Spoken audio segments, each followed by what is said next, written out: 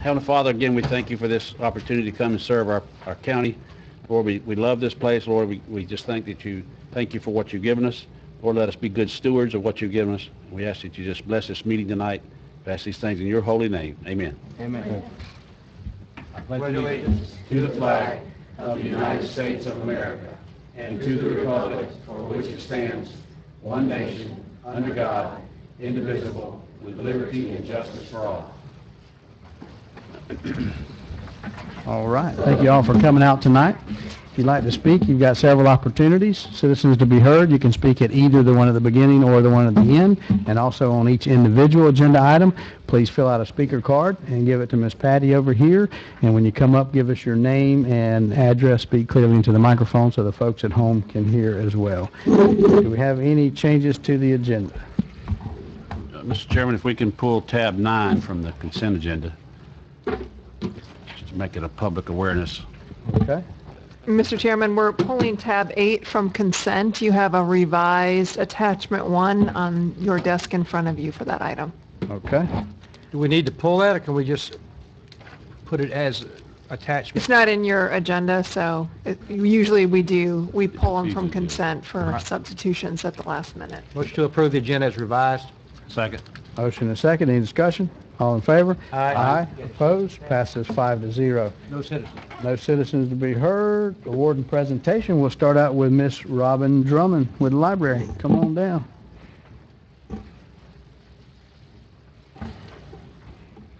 Good afternoon, Commissioners. Thank you for giving me this time to update you on the library. We have been a very busy place since the last time that I was able to come and see you. Since last October, we have held and hosted 636 free meetings and programs with over 12,000 attendees. We have circulated over 2,000 ebooks and 41,599 physical items. That's more than one per citizen. Interestingly enough, these statistics show a drop in the circulation of ebooks and a rise in the circulation of print materials, further validating that libraries are not going anywhere. We have also added 639 new patrons over the last 8 months.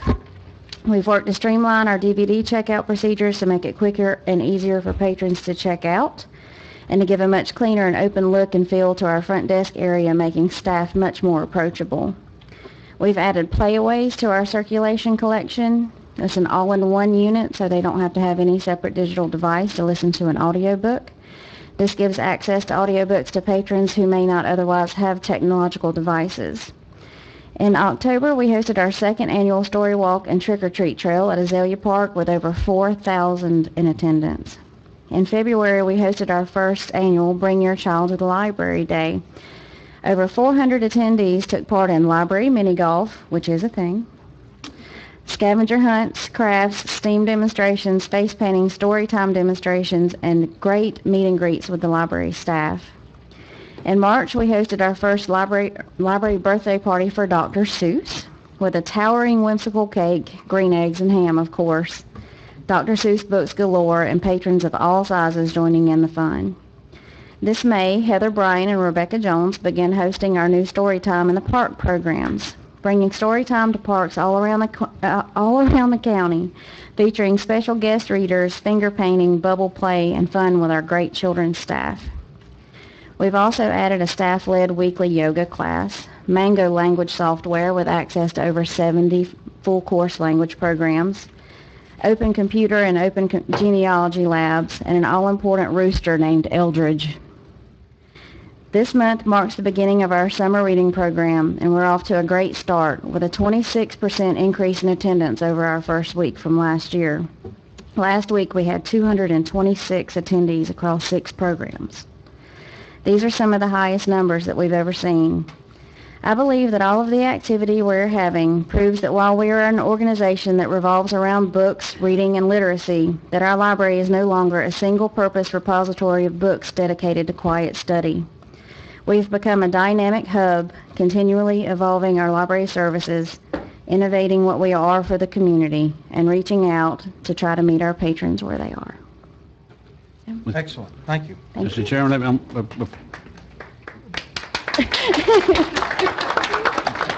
Jessica primed us up. I just want to make one comment about how important the library is in our community. It really is. I can remember when my daughter, who's now 26 or 27 years old, when she first went and her mom took her and she got her first library card.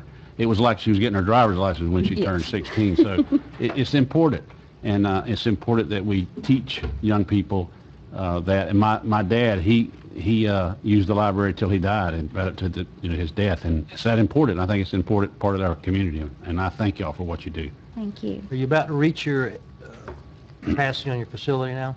Oh, Assuming. I believe we're there. Yeah, if a lot of people use the library for meetings, and it's almost booked continuously. So all the rooms, Is there any overlap Real with the exciting. community center? In other words, I mean, if you're full, do they go to the community center to have their meeting, or? If there's a fee, a lot of the people that use the library can afford a fee Okay. to pay to have their open meetings. The library is free for Yes, sir. I think that's why it's so Yeah. well used. I got you. I agree with Mike on the library. When I was young, I was the only child and lived way out in the country, so I had no playmates. Sorry to say I had no friends either, but I Oh, had no We still don't, Jerry, but that's And? She's got chickens too now. But anyway, I read every book in our library. It was it's just the best. I read books that I didn't understand what they were saying, Einstein's theory of relativity. But anyway, I support the library 100%. I'd like to see us have one large central library. yeah. I really don't want to see two libraries, but I'd like to see us in the center of the county somewhere having one large central. Great. And I can support the heck out of that. I cannot support two. No. And our goal is to be one central hub with a really well-founded outreach program to our outlying areas that Okay. we know that we're failing to reach them the way that we need to now. But I think with a staff of 6 that we're doing incredible things. They even had a So- bookmobile in Smith Creek when I was a kid, Yeah. where you went to go get a book. Yep. There's something magical about books in the library and some of the crazy things that we do there now where it isn't Magical to just me 'cause books it was- and Is there such a thing as a mobile library today? Trends are turning away from the mobile libraries, but there are other community outreach tools. One thing that we've been considering and haven't brought it up to anybody yet, we're looking for some grants for it, is simply an enclosed trailer where we can do some outreach to the nursing homes, take more books out to our mobile story time programs and things to just try to get more books in the hands of people out in the communities. So it's something that we're thinking about and trying to find a good solution for, where a full-size bus bookmobile is not the correct solution for that anymore. Yeah. Have you? Oh, I'm just telling you, we're thinking about it. How about some of the book swap programs where you set it up and you leave one, take one, and We are supposed to have a Boy Scout working on that, and that's not come through as of yet. But it is something that Jefferson County's put several of those up. They're called Little Free Libraries, and has been pretty successful with that. So that may be something that our friends group wants to look into. good. and you purge books occasionally too, right? We And do. You may put them in there, and people may want to have a copy. Yeah, Yeah. definitely. Not burn them, purge. You also have you looked into the red box model?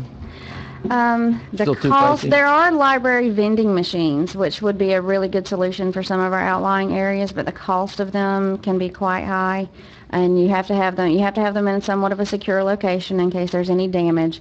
They do require electricity, of course, and internet service, but this patron could simply swipe their library card, push B2, and have the book that they want drop out of the bottom. So it's a very interesting device, and there's quite a few libraries that are using them. We're looking into them, but right now the cost is pretty high. So, Thank you. you're Thank welcome. you. Thank you very much. That's our only award and presentation. Motion to approve consent as modified. Do we have a second? Second. Any discussion? All in favor? Aye. Aye. Opposed? Passes 5-0. Good job, Pat. We'll go to item number 8 on consent. Thank you, Mr. Chairman. This is a request for board approval to accept and award RFQ 2017-27 for the installation of guardrails on Curtis Mill and Lawhorn Mill Motion to Road. approve. Second. Motion and a second. Do we have any citizens? Further discussion? Hear none. All in favor? Aye. Opposed? Passes 5-0. Item number 9. I asked this to be pulled just as a public awareness. FWC, were awarded a grant to the tune of almost 20 grand, and the public is going to be able to come into Public Works, see Nanette, on June 30th. Don't come before June 30th.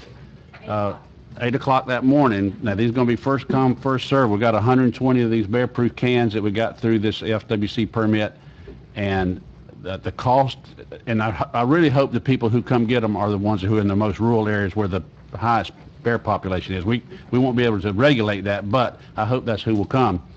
And again, it'd be first come, first serve. Only 120 of them. Here's going to be the cost to you. It's only $25. We pay the other 25. The county's pitching in. The good news is that Waste Pro is going to waive the annual fee to pick them up, which is about $72 a year.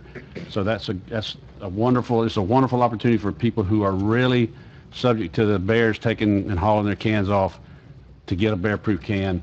If this works, I hope that we can maybe come back together. There's in a year or so and review the whole thing. And is it something we want to add to? Maybe it will be that the board want to do. I don't know. We'll have to work on that later, but right now it's a start. A couple of questions, if I could, when you're Sure. ready. Who should I ask the questions to? Nanette, Nanette. In our bid, You want to come on up, Nanette, so they can hear you at she home? really knows all about it. She and Nanette was part of the process. She and Cherie getting this grant, so we need to thank her. I for thought that. you were just part of the Smith Creek delegate, but I guess you can answer questions too. I'll try. Heather, this may be in your privy, but when we bid the original contract with Waste Pro, they had a bear-resistant can and a bear-proof can, right? The bear-proof can was the one that was $70-something a year. The bear-resistant can was like $7 a year.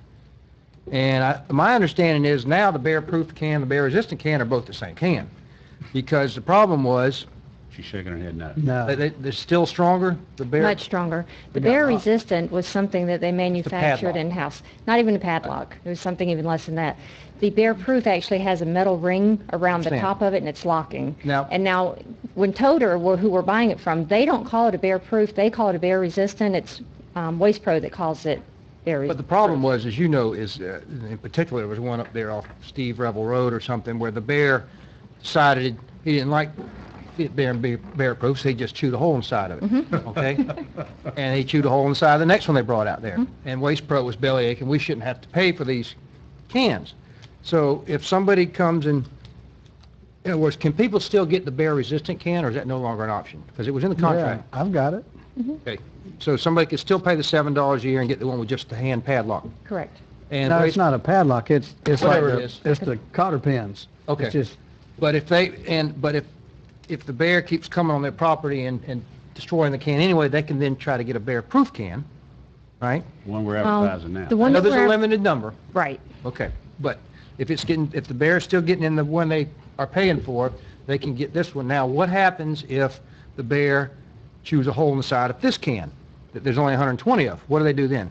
Well, There's not another one to replace it. no, Is Waste Pro going to give them another bear-proof can for $72 a year. for $72 a year? Okay. Yes. So that bear-proof can is good till the bear chews a hole inside of it. Correct. Yeah, or it gets I just want to destroyed. clarify that for people. So they can still get the $7 one, which There's no guarantees it's going to keep your bear I out. think they should call it a dog-proof can, because a lot of these are where dogs will go knock the trash can over and, get through the trash, but at least the clips prevents the dogs from getting in the trash can. But the Okay. bear-proof can is Now that Randy is Totally complicated. confused. really complicated and has got it. The bottom line is we're going to have 120 cans starting on June 30th, that if you want to get a quality can that's hopefully going to keep the bear out, you can come pay $25, get the $76 a year waived, and you got a good bear-proof can. The $72 a year, and it's, you got to bring me the money. That's the way your name gets on the list. You can't call me and say, hey, I want one of those. You've got to come and bring me cash Money or a talks. check. Money talks. $25. approved. $25. And most of them don't get a hole chewed in the side of them. Most of them don't, but I'm there bear are, resistant. I've gone 100 yards in the woods. I don't even know how they got it in that deep in there. with just the little clips in it. But it generally keeps them out of it. Every once in a while they can still get in there, but I've figured out you turn those pins around backwards instead of this way because they all have strings on them.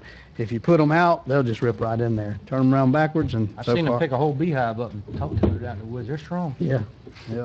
We had a motion to approve, and I Basically, if you get the bear stopped and break its habit of getting into the trash, the problem will go away for Right. it. So this is real They'll important. find someplace else to eat. You'll find someplace else. And to- another thing that could be done is Birdshot's good either a on that. wooden enclosure, Bird some, won't my take- my cousin built a wooden enclosure, he got tired of the bear, so he went out by the road and built this sturdy wood enclosure to put the can in. That's another way to do it, or keep it in the garage, but that stinks your garage up, we didn't like that. And this money came from, the bear Bear hunt hunt. permits, so that's a It will byproduct of that. work if you did it. Some people around here did the bear hunt. So we have a motion, second, we have further discussion. You're using lead shot, you kill the animal anyways. Hearing none, all in favor? Aye. Aye, opposed, passes And 5 the to lead 0. shot, you kill the animal anyway. We'll move to general business, item number 12. That would be illegal. They do have rubber bullets. If you ever tried one. This is a request for board approval to purchase upgrades for tanker 8 and to dispose of pumper 7, and Louis is going to lead you through Motion to that. approve. Second. Do we have any citizens?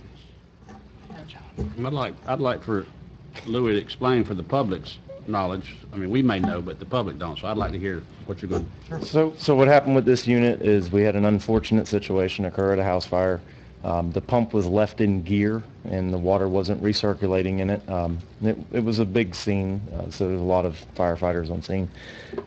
So what happens at that point is the pump gets so hot it basically steams the water out and it runs dry. As Heather said, like running your garbage disposal in your sink without any water running. She's so smart.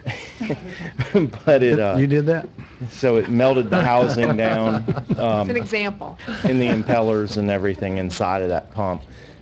We contacted BFIS, our insurance agent, and they came out, did an assessment on it. They said, yes, the pump's totaled. We'll cover the cost for replacement of the 500 GPM pump. Staff did an assessment on the situation. We're wanting to move towards what's called a pumper tanker, which is a truck that carries 3,000 or 2,000 gallons of water. In this particular instance, that truck carries 3,000 gallons. And then you put a higher gallon per minute pump in the truck. So the increased cost in this is for the 1,000 gallon per minute pump versus the 500, and also to do all of the storage compartments so it can hold more equipment like a regular fire engine. So what we'll be doing with this truck when it's completed is we'll be placing it out in the Smith Creek community. As you all know, there's not much water out there other than at the river.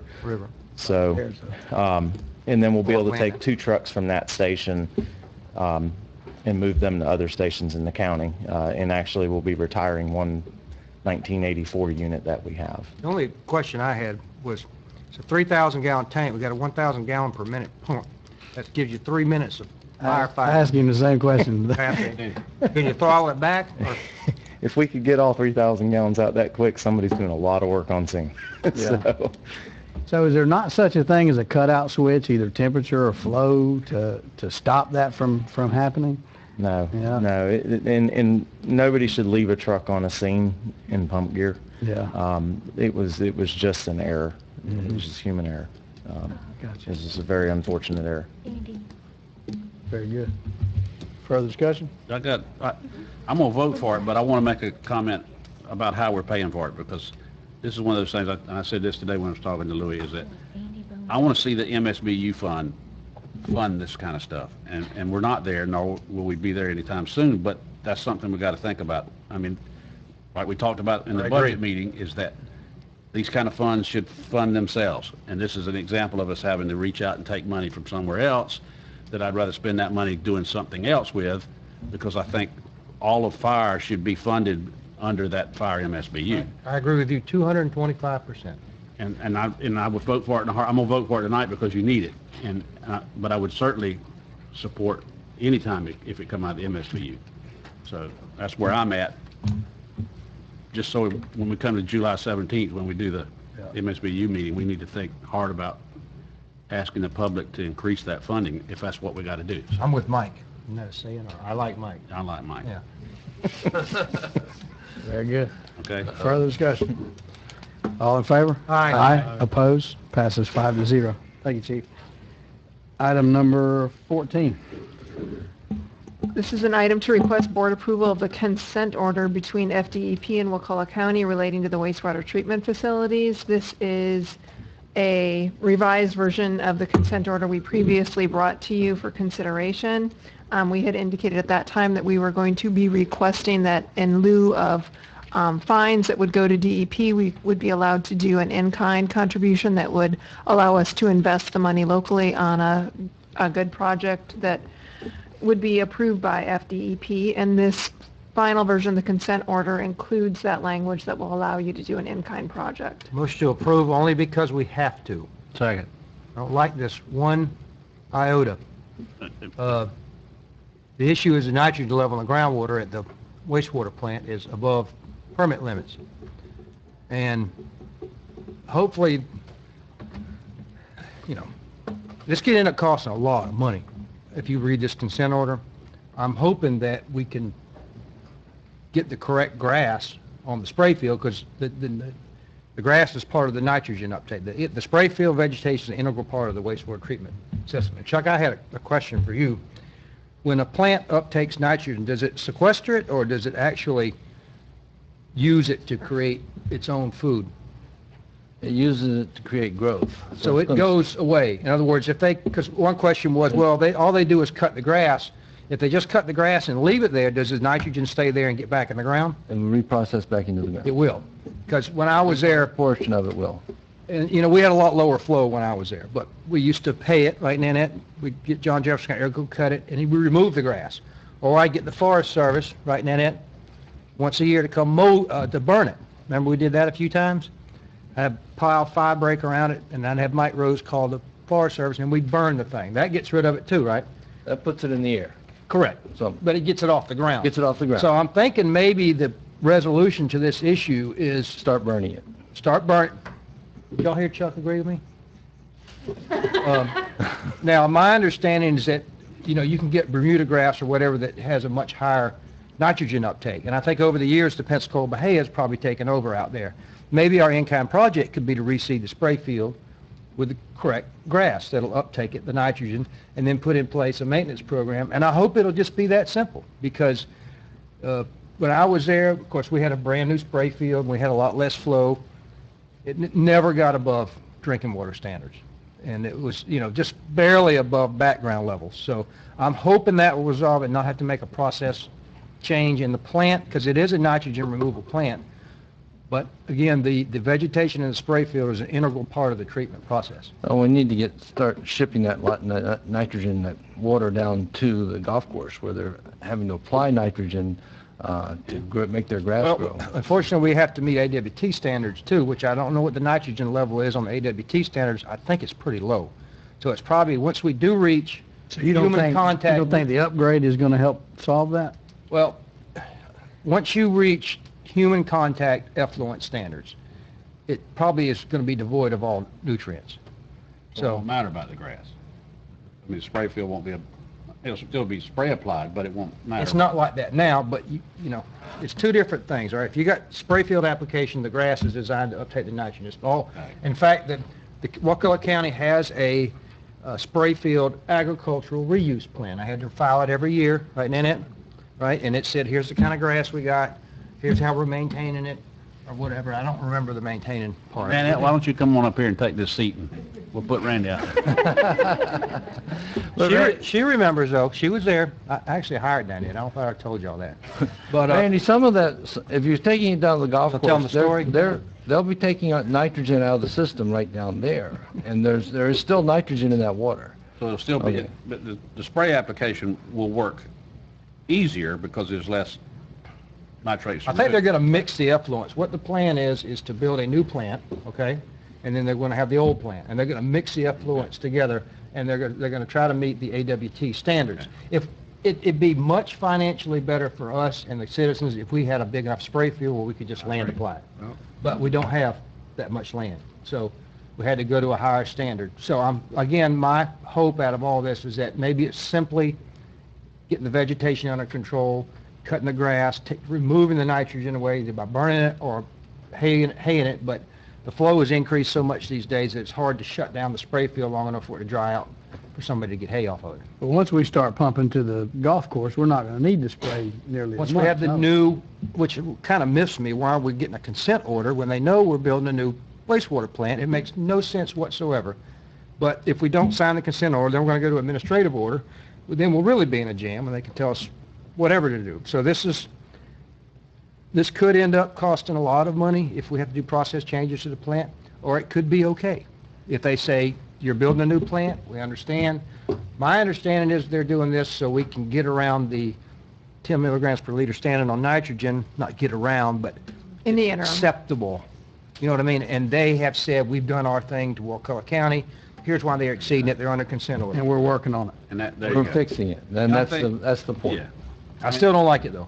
well, this is not the first time we've been under a consent order. No, we haven't been one in a long time, though. The landfill used to be a nightmare. But I want to make sure the public understands that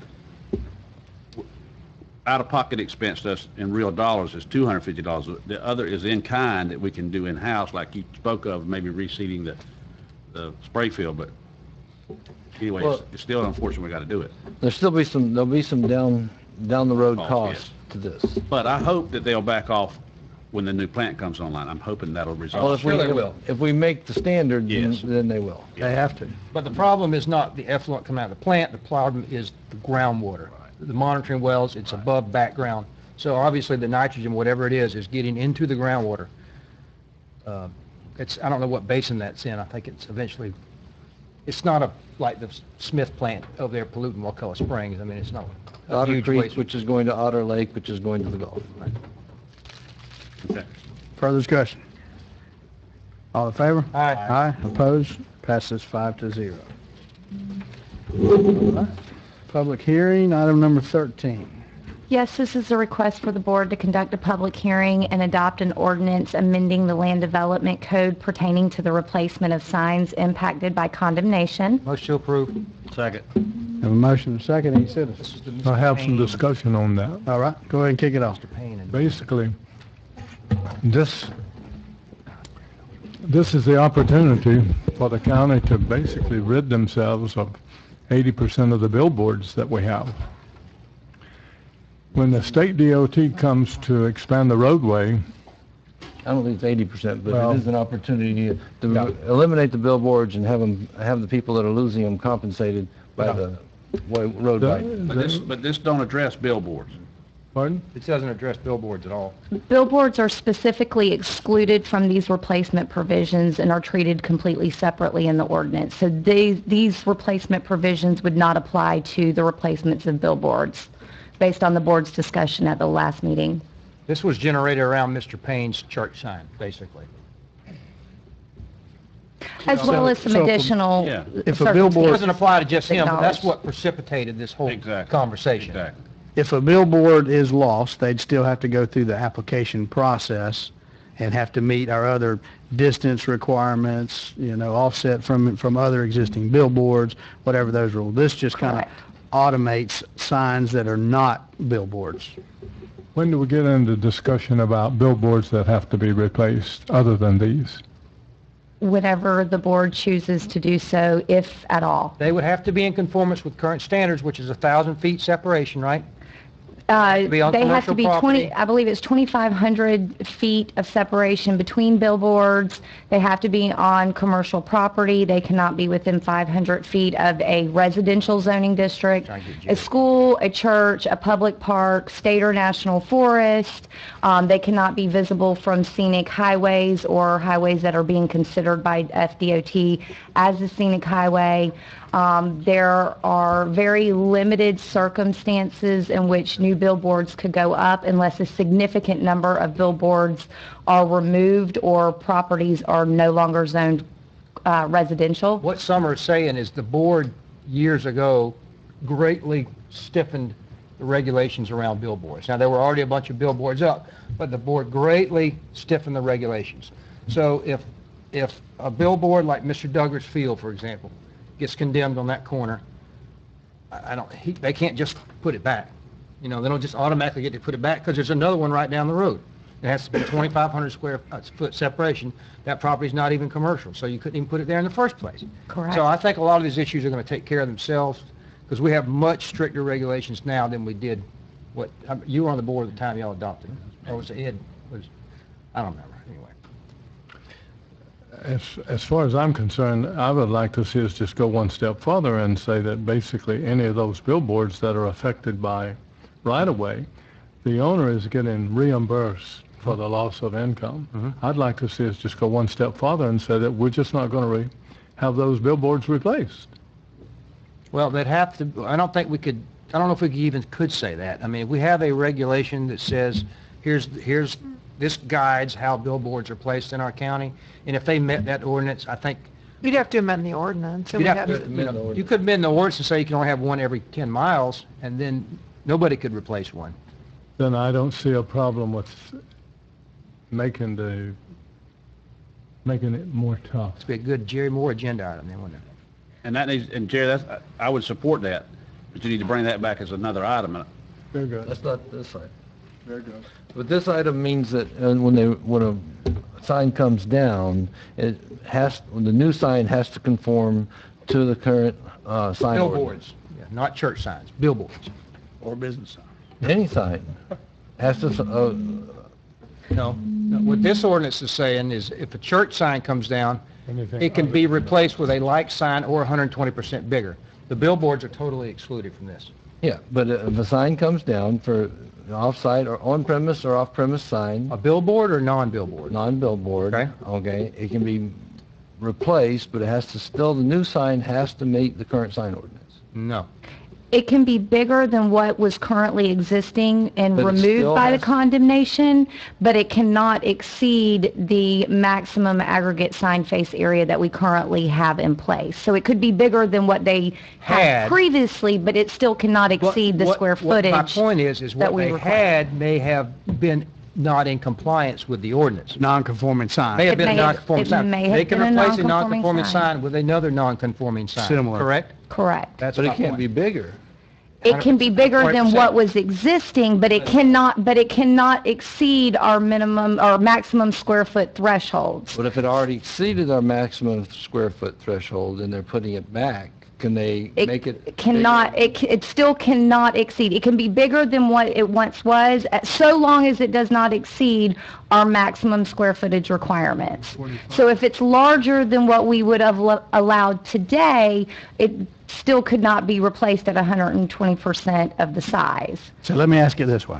If you've got a sign that's twice as big as what we allow today, and it gets destroyed, You replace it. and they say, I want to put back exactly what I had, knowing that it's twice as big as what we would allow today, can they put back exactly what they had?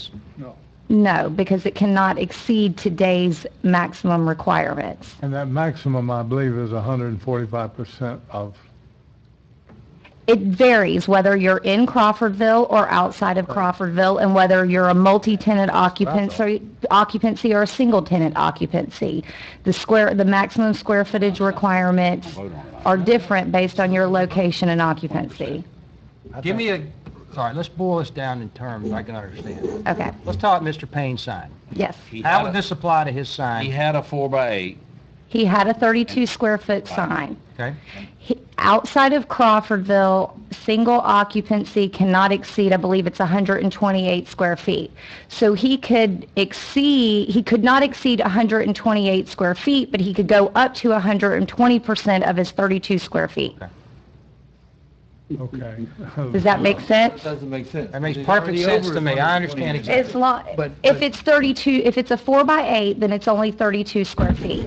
So that could be increased by 120%, the replacement sign could be.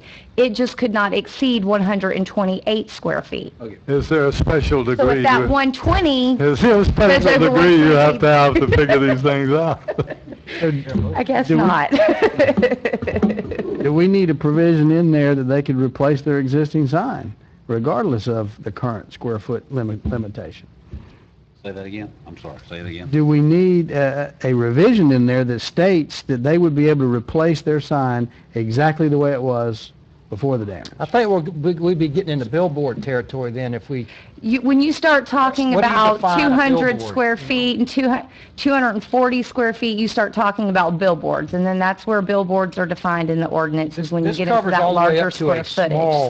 So billboard. there you start dealing with that territory. this would cover up to like a small billboard, basically, a half, what do you define a billboard as? It cover up to what, 120 square feet in most situations? I believe it's 240 is how billboards are Anybody make a defined. motion? I don't think we have a motion. I'll make I a motion to don't, we do have a motion We do, and we a have a second. motion You made the and a second. motion, Mike made the second. Good. Very good. I'm good. Further discussion? I'm so glad y'all came. All in favor? Aye. Aye. Opposed? Aye. Passes 5-0. Was it 5-0? Everybody good? 5-0. Okay, good. All right, that ends our public hearing. We have no planning and zoning items. We have no scheduled commissioner agenda items. County attorney. Nothing tonight. David, went a lot faster without you here, I'm telling you. County administrator or acting county administrator. And they look a lot better than you, David. I think the acting county administrator should say an item or two. You have anything you can say? Come on, Jerry, don't put on the spot. All the items. Take care of business anyway. Citizens to be heard? None there. Discussion items by commissioners. I got a note somebody left in here. Don't forget Chuck. So I don't know Can I where have that that, comes Chuck? from, but Somebody handed that. start off. I did, we have 3 boards that we appoint people to, and it seems to me that, they should be making a report to the board on an annual basis or some type of regular basis, because I know the park board, the recreation board, the library board, they have meetings, but what are they discussing? And I think it'd be nice to have them come forward and tell us what they're discussing, what they're thinking about for those items. Good idea. Good idea. It's a good idea. Speaking about the coast, we had a fishing tournament at St. Mark over the weekend, Big Ben and I Salt think we had about 1,400 entrants. Yeah, big deal. Some of those boats used 200 gallon of gas going out, so the motels were full, the restaurants were full, so you can't place a dollar on the benefit of coastal recreation. I talked to Ethel, I think Friday they were getting ready for that thing. They were very excited in St. Mark's. I'm glad it went good. Very good. I guess county administrator brought us up to speed that he is working on a fix for the rock landing problem. We know that's a problem. We know we do not want that ramp closed, and so that is well underway, and so hopefully we will have a temporary fix in place here shortly. I have to wade to get in my boat now. Yeah. I can't go on the ramp. So I got to wade getting in, wade getting out. Get some good shoes on. I'm wading anyway. What does Wade have to say about that? Just don't make Miss Virginia wade out there. About Wade Brown? All right. Oh. I'm sorry these meetings aren't as excited as the City of Sock Choppy meetings. I never thought I'd be saying that. City of Sock Choppy meetings are more exciting than the board meetings. Motion to adjourn. Stand adjourned. Thank you all for coming out tonight.